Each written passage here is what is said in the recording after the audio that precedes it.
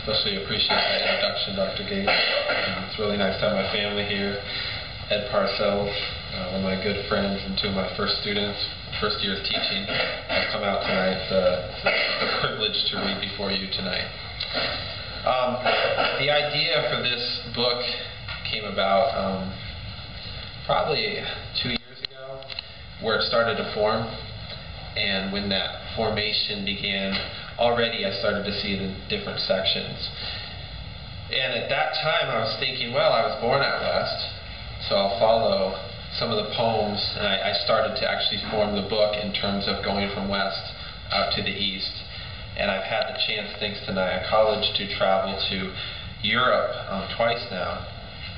Once following the trail reverse of the sun also rises, and then another time I had a chance to go to Venice and to present at the Ezra Pound International Conference, and that was quite a thing to take part in.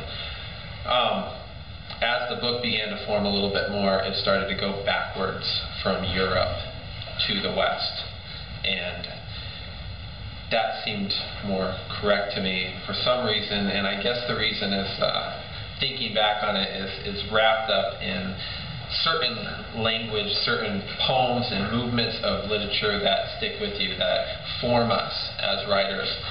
For me, one of the biggest things was the closing movement of The Great Gatsby, which, as these two could tell you, was always an important piece and which formed me as a writer.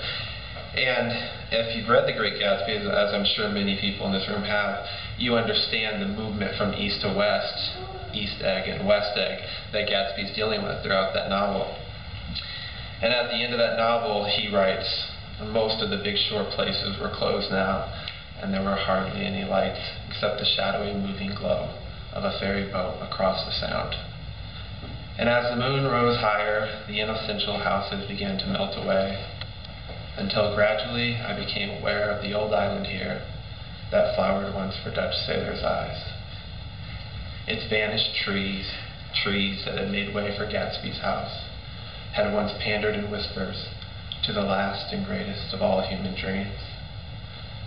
For a transitory enchanted moment, man must have held his breath in the presence of this continent. Compelled into an aesthetic contemplation he neither understood nor desired. Face to face for the last time in history with something commensurate to his capacity for wonder. So from that,